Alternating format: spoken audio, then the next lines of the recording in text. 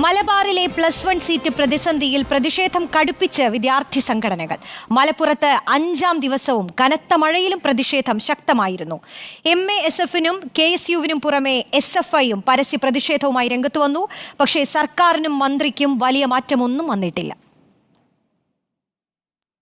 പേമാരി തകർത്ത് പെയ്യുമ്പോഴും പ്രതിഷേധത്തിന്റെ ആളിക്കത്തലിനാണ് ഇന്ന് മലപ്പുറം കോഴിക്കോടുമൊക്കെ സാക്ഷിയായത്.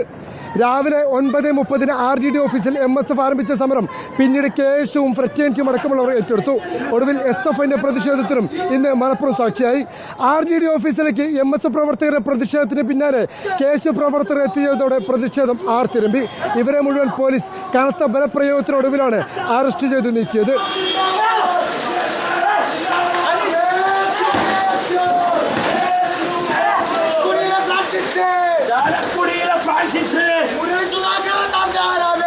MSF KSU പ്രവർത്തകരെ അറസ്റ്റ് ചെയ്ത് നീക്കിയതിന് തൊട്ടു പിന്നാലെ തന്നെ മലപ്പുറം നഗരത്തിൽ ഫ്രറ്റേണിറ്റി മൂവ്മെന്റിന്റെ പ്രതിഷേധം ആരംഭിച്ചു.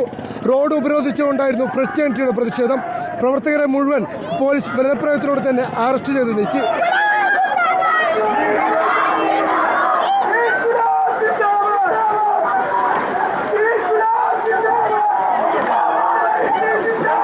കോഴിക്കോടും പ്രതിഷേധം ആർത്തിരമ്പി. KSU-വിന്റെയും ഫ്രറ്റേണിറ്റിയുടെയും നേതൃത്വത്തിലായിരുന്നു കോഴിക്കോട്ടെ പ്രതിഷേധം. RGD ഓഫീസിന് മുമ്പിൽ KSU പ്രവർത്തകർ കൊടികുത്തി നാട്ടി.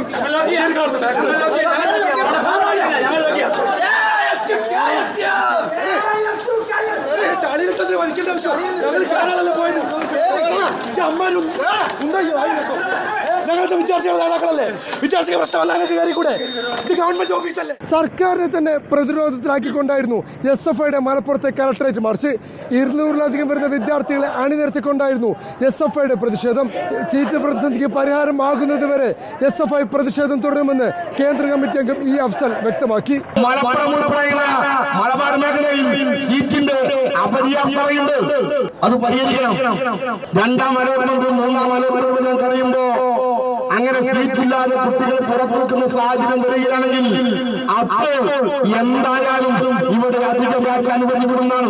3ാം അലോട്ട്മെന്റ് കഴിഞ്ഞു, ഇതുവരെ അധിക ബാച്ച് അനുവദിച്ചു കണ്ടില്ല. അപ്പോൾ SFI സമരത്തിലേക്കാണ്. എന്നാൽ SFI അടക്കം സമരരംഗത്തേക്ക് എത്തുമ്പോഴും സീറ്റ് പ്രതിസന്ധിയില്ലെന്ന് ആവർത്തിച്ചുകൊണ്ട് ന്യായീകരണങ്ങൾ നിർത്തുകയാണ് വിദ്യാഭ്യാസ മന്ത്രി. കഴിഞ്ഞ ദിവസം 3000 വിദ്യാർത്ഥികൾക്ക് മാത്രമാണ് സീറ്റ് പ്രതിസന്ധി എന്ന് പറഞ്ഞ വിദ്യാഭ്യാസ മന്ത്രി. പക്ഷേ ഇന്ന് 7000-ലധികം വിദ്യാർത്ഥികൾക്ക് പ്രതിസന്ധി ഉണ്ടെന്നായി. എന്നാൽ അൺഎയ്ഡഡ് സീറ്റുകൾ വന്നാൽ ആർക്കും പ്രതിസന്ധിയില്ലെന്ന് ഇന്നും വിദ്യാഭ്യാസ മന്ത്രി കണക്കുകൾ നിരത്തി ന്യായീകരിച്ചു. പക്ഷേ 3ാം ഘട്ട അലോട്ട്മെന്റ് കഴിഞ്ഞിട്ട് പോലും മുഴുവൻ A+ നേടിയ വിദ്യാർത്ഥികൾക്ക് പോലും സീറ്റ് ലഭിക്കാത്ത സാഹചര്യമാണ് ഇന്നും മലപ്പുറത്ത് നിലനിൽക്കുന്നത്. സമരം ചെയ്യുന്നവർ +1-ലുള്ള സ്കൂൾ സീറ്റ് അല്ലാതെ മറ്റൊരു സീറ്റ് അംഗീകരിക്കാൻ വേണ്ടി അവർ തയ്യാറാണ്. ഇതുകൂടാതെ സ്കോൾ കേരളയിലും പ്രവേശനം തേടുന്നുണ്ട്. ഈ വസ്തുക്കൾ അംഗീകരിക്കാതെയാണ് 1ാം ഘട്ട അലോട്ട്മെന്റ് തുടങ്ങുന്നതിന് മുമ്പ് തന്നെ MSF-ന്റെ നേതൃത്വത്തിൽ സമരം ആരംഭിച്ചത്. വിദ്യാഭ്യാസ മന്ത്രി കണക്കുകൾ നിരത്തി ന്യായീകരിക്കുമ്പോഴും വലിയ പ്രതിഷേധങ്ങൾക്കാണ് മലപ്പുറം കോഴിക്കോടും ഇന്ന് സാക്ഷിയായത്. വരും ദിവസങ്ങൾക്കും വലിയ സമരങ്ങൾക്ക് പ്രതിപക്ഷ വിദ്യാർത്ഥി സംഘടനകൾ ആഹ്വാനം ചെയ്തിട്ടുണ്ട്. വീഡിയോ ജേർണലിസ്റ്റ് ഉണ്ണിതുപൂരിനൊപ്പം reporter Ashkar Ali Karimba, in reporter, Malappuram.